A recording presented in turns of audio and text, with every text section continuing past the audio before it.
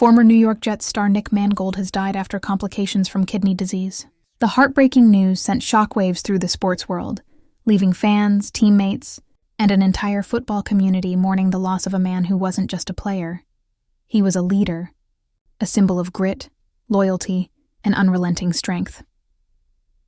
The New York Jets confirmed Mangold's death on Sunday, less than 2 weeks after the beloved center had revealed to the world that he was battling a rare genetic disorder that severely damaged his kidneys. It was the kind of revelation that no one expected from someone who had once been the physical embodiment of power and endurance on the field. Mangold had shared that he was undergoing dialysis while awaiting a kidney donor, a process that had already begun to take a toll on his body. Jets owner Woody Johnson paid an emotional tribute in a statement released shortly after the news broke. "Nick Mangold was the heartbeat of our offensive line for a decade," Johnson wrote. "He was more than just a player. He was a brother, a mentor, and a beloved teammate whose leadership and toughness defined an era of Jets football." The words resonated with thousands of fans who remembered those Sundays when Mangold anchored the offensive line like an immovable fortress, snapping the ball with precision, commanding the trenches with quiet confidence, and protecting his quarterback as if his own life depended on it. Born in Centerville, Ohio, Mangold's football journey began long before he ever donned the Jets' iconic green and white. At Ohio State, he had already established himself as one of the most dominant centers in college football.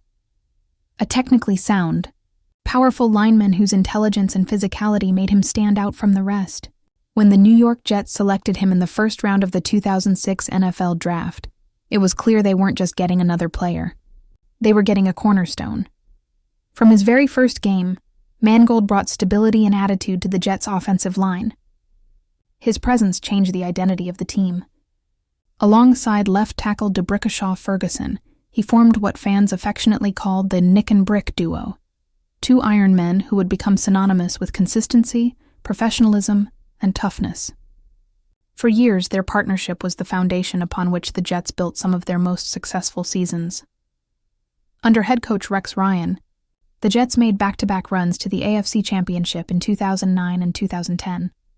While the spotlight often shone on big personalities like Mark Sanchez or Bart Scott, the real engine of those teams was the offensive line. And at the center of it all stood Mangold, calling protections, reading defenses, and leading with the kind of poise that only true veterans possess. His ability to remain calm under pressure, even when facing the league's most fearsome defensive tackles, earned him respect from both teammates and opponents alike. Mangold's 7 Pro Bowl selections and 2 All-Pro honors are testaments to his elite talent, but statistics alone don't capture what made him special. His leadership was quiet but commanding. He wasn't the type to boast or seek attention. Instead, he led by example, showing up early, staying late, and always putting the team first. Players who came through the Jets' locker room often described him as the glue guy, the one who kept everyone grounded during tough times. Off the field, Mangold's personality was larger than life. With his signature beard and infectious sense of humor, he embodied the blue-collar spirit of New York football. Fans adored him not just because he was great at what he did, but because he was authentic, a real person in a world where so many athletes seemed untouchable. Whether he was signing autographs in the rain, visiting children in hospitals, or cracking jokes with teammates on social media, Mangold exuded warmth and humility. That authenticity was on full display during his 2022 induction into the Jets' Ring of Honor. In one of the most memorable moments in franchise history, Mangold stepped to the podium, opened a beer, and toasted the fans who had supported him throughout his career. It wasn't scripted. It wasn't polished. It was pure Nick Mangold, raw, real, and full of heart. The crowd erupted into cheers, not just for the player, but for the man who had become one of them. After retiring in 2017, Mangold continued to stay connected to football. He began coaching young players in New Jersey, driven by a desire to pass down the lessons the game had taught him. "You get to mold boys into men and teach them the game of football, but also teach them a little bit about life as you go along," he once said. That sentiment perfectly reflected his outlook. Football wasn't just about winning. It was about character, teamwork, and perseverance. Those who knew Mangold personally describe him as a devoted family man. He was fiercely proud of his wife and children, often sharing glimpses of their lives on social media. Even as his health began to decline, he continued to post updates filled with optimism and humor. On October 14th, he revealed publicly for the first time that he had been diagnosed with a rare genetic kidney disorder. The post was raw and heartfelt. He explained that none of his family members were a match for a kidney donation, and he was now dependent on dialysis while waiting for a donor. Despite the seriousness of his condition, Mangold remained hopeful. He thanked his fans for their support and urged others to consider becoming organ donors, emphasizing how much that generosity could save lives. The days that followed were filled with messages of encouragement from fans, teammates, and even rivals. Former quarterback Mark Sanchez called Mangold the smartest, toughest, and funniest teammate a guy could ever have. D'Brickashaw Ferguson, who had spent over a decade battling alongside him, wrote that he couldn't imagine those years without Nick, calling him the soul of our offensive line. But even as the football world rallied behind him, Mangold's health continued to deteriorate. The battle against kidney disease is relentless, and despite his warrior spirit, complications arose that his body could no longer overcome. When news of his passing broke, it felt unreal. Many fans had followed his journey closely and hoped for a miracle, a donor match, a recovery, anything that could give him more time. But life, cruel as it can be, had other plans.